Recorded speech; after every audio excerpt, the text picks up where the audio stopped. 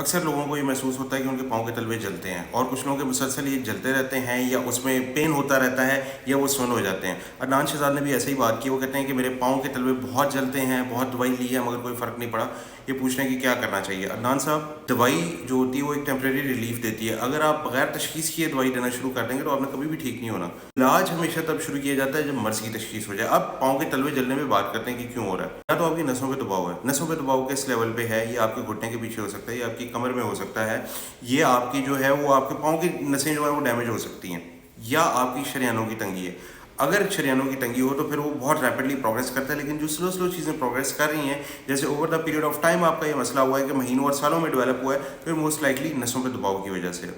नसों पे दबाव की वजह से आपके पाँव में तलवे भी जल रहे होंगे और मसाइल हो रहे होंगे, और साथ आपसे ज़्यादा देर खड़ा भी नहीं रहा जाता होगा, दर्द भी होता होगा।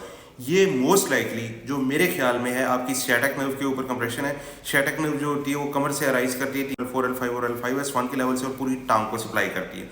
उसमें किसी भी लेवल पे अगर कंप्रेशन हो, किसी भी लेवल पे दबाव हो, तो मरीज़ को या टांग में दर्द होता है, या टांग में खिंचाव होता है, या पाँव के तलवे जलते हैं, या सुन्न होते हैं। एडवांस केसेस में टांगें बेजान हो जाती हैं, फुट ड्रॉप हो सकता है, पेशाब खाने पर कंट्रोल लॉस हो सकता है।